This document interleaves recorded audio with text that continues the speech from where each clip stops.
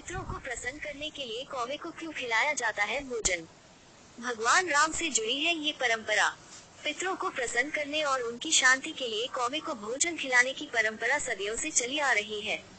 मान्यता के अनुसार यह परंपरा भगवान श्री राम से जुड़ी हुई है। इसको लेकर रामचरितमानस में एक रोचक कथा भी है। आइए जानते हैं।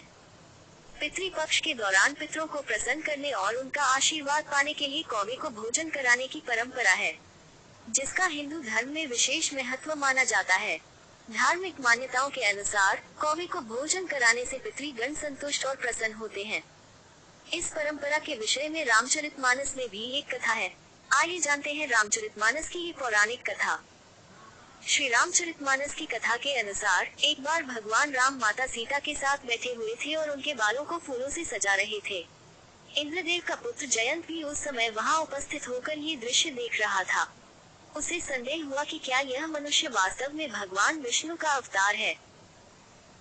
अपने संदेह को मिटाने के लिए उसने भगवान श्री राम की परीक्षा लेने के इरादे से कौवे का रूप धारण किया और माता सीता के पैर में अपनी तीखी चोंच मार दी, जिससे माता सीता के पैर से खून बहने लगा। इससे माता सीता के पैर में आई चोट को देखकर भगवान राम बहुत क्रोधित हो गए, जिस कारण उन्होंने कौवे को सबक सिखाने के लिए उस पर तीर से वार किया। भगवान श्री राम को तीर छोड़ता देखकर जयंत अपनी जान बचाने के लिए पहले ब्रह्मलोक उसके बाद फिर शिवलोक की ओर भागा, लेकिन कोई भी देवता उसकी मदद करने में सक्षम नहीं हो पाया।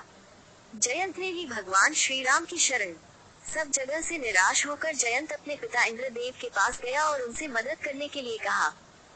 इंद्रदेव ने कहा कि इस बाण से केवल स्वयं भगवान राम ही आपकी रक्षा कर सकते हैं, इसलिए आपको उनकी शरण में जाना चाहिए।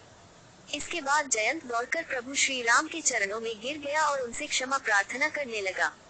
जयंत को मिला उसके कर्मों का फल।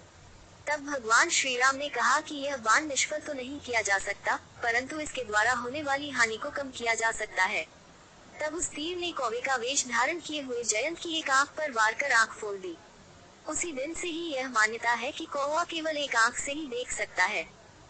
इस घटना के बाद ही भगवान श्री राम ने कौवे को वरदान दिया था कि तुम्हें भोजन कराने से पितृ प्रसन्न होंगे। माना जाता है कि बाद में पितृपक्ष में पितरों के साथ कौवे के लिए भी भोजन निकालने की परंपरा तभी से शुरू हुई। इसलिए पितृपक्ष के दौरान कौवे को भोजन करने का विशेष महत्व बताया गया है।